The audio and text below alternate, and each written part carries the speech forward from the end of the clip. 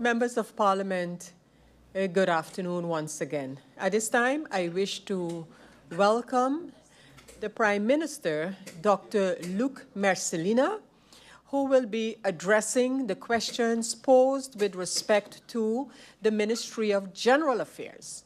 So at this time, I welcome the Prime Minister in his capacity as Minister for General Affairs, and I invite him to take the floor to respond to questions regarding that ministry posed by members of Parliament. Minister Mercelina, you have the floor.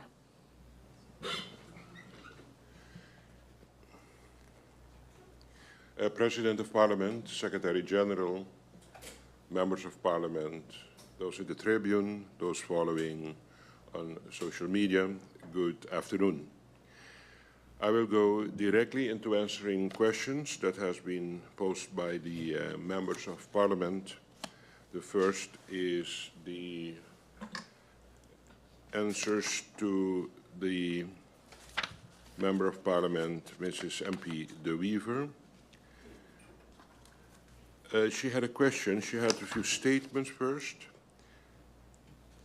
but at the end it was a question about what happens to the technical team of the TLM as of November the 1st, closing off the period of October the 31st. TLM has stated that following this date, starting the 1st of November, the restructuring of the technical team will proceed according to TLM's transformation strategy, which aligns with the organization's long-term goals of enhanced efficiency and service quality.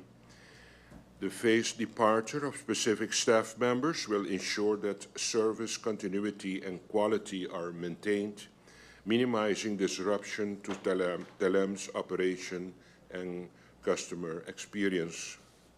The next question of Mrs. MP De Wever: does the MP have to be concerned that there is an ongoing issue with TLM when it comes to the ability to supply internet? TLM has assured us that there is no need for concern regarding TLM's ability to supply reliable internet service. The new ISP core network has been successfully completed, and TLM has already commenced migrating services to his upgraded platform. This advancement ensures that TLM can continue to deliver high-quality internet service without interruption. TLM has retained a sufficiently skilled workforce post-restructuring to meet service demands and uphold its commitment to the community of St. Martin. Specifically, what is happening with the technical team is the question also of MP De Wever. Following the restructuring, TLM's technical team will be equipped with the necessary resources and expertise to handle technical issues efficiently and effectively. The restructured team will be streamlined but capable, ensuring that TLM remains responsive to technical needs and maintains a high standard of service quality. The next question of the MP De Wever is, are they going to remain on? The restructured technical team will consist of 21 FTEs.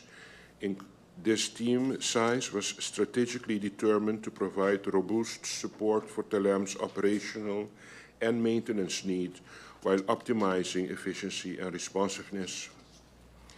Are they going to be extended is the next question. The departure of technical staff is being managed through a phased approach aligned with TLM's network transformation timeline. This approach ensures a smooth transition, allowing TLM to maintain operational stability while transitioning to new structure. Are they going to be made redundant? Staff members not placed in new roles and unable to secure alternative positions within TLM have opted for the voluntary leave package.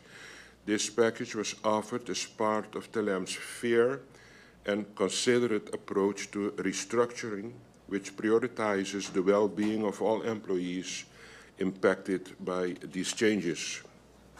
The next question of MP De Wever: what does the future hold for TLM as it stands today? TLM has made significant and strategic investments in its network infrastructure, positioning the company to achieve sustainable growth and enhance service quality. The proactive steps taken in this restructuring and network transformation were essential for securing TLM's competitive edge and long-term viability. As a result, TLM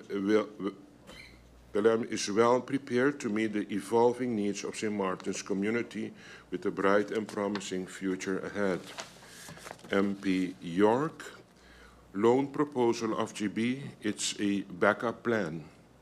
He has concerns regarding the good governance and what will happen after the loan is approved.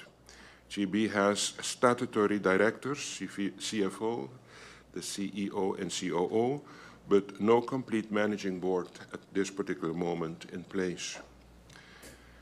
As it states by the Member of Parliament, for over a year now, GB has been functioning without a fully functioning management board. It's not something of today. It's already a while already that there is not a complete three-party statutory directorship.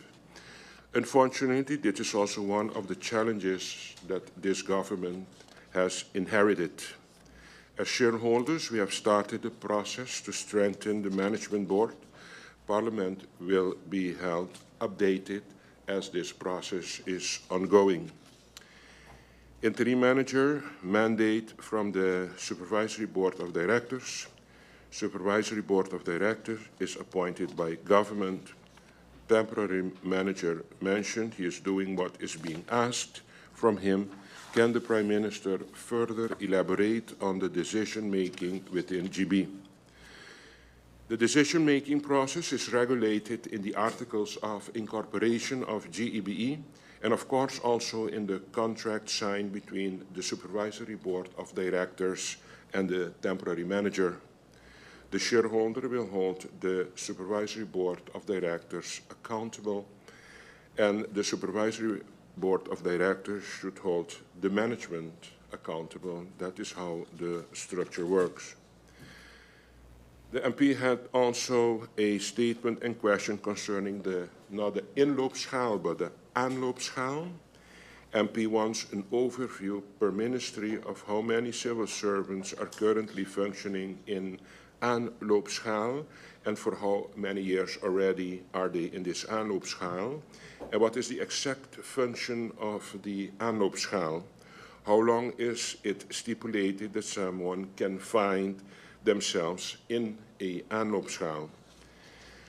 The run-up scale, named the aanloopschaal, regulates the possibility to appoint someone conditionally in a position for which he or she does not yet qualify. The goal is to reach the required level. The human resources management purpose of the run-up scale, aanloopschaal, is to create a possibility to hire persons who you otherwise would not hire for the position and give them the opportunity to grow in the position. An employee can remain in a run-up scale, aanloopschaal, for a maximum of 2 years, depending on their performance. The Ministry of General Affairs has, at this particular moment, 6 employees that are in a run-up scale or aanloopschaal, 3 as of 2023 and 3 as of 2024. Question 4 of MP York. BDO report where candidates were tested and scored was published a couple of months ago. Why hasn't anyone been chosen as yet? When is this going to be resolved? Is this going to be resolved before the funds, or is the deal negotiated with GB already? As a government, we are basically virtually negotiating with ourselves. Is it wise to make such negotiations under the current state of affairs that the current managing board is now functioning under? The answer is the shareholder representative received the draft report from BDO by letter of July the 31st, 2024, while this was going on already since 2023. It was briefly discussed, but the focus at that time was on getting GB on track for them to be able to provide the necessary service to the community of St. Martin. That is what had our focus first, especially in this threatening energy crisis. Now that the situation is showing some tendency to stabilize, the shareholder is now ready to finalize and continue the recruitment process. Questions by MP Irion. What exactly does it mean for the approval of a backup plan for the loan for the funding of the generators for GEBE? What is the plan A if this is a backup plan? Answer, the plan A is GB, that is what GB would look in for financing itself. So when we started with our government, we encountered ourselves with the imploding of this energy insufficiency for the community.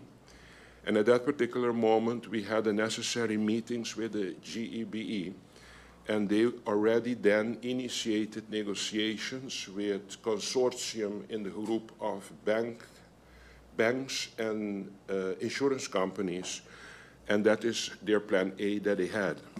So your question to what was the plan A? The plan A was that GB was busy with a group of consortium for the financing and investment that they needed to actually reorganize the GEBE. Question 2 is there any possibility for GEBE to get financing outside of the local market? Did the government attempt to get any financing outside the local market? Is there concern only that it would be at 6 or 7%?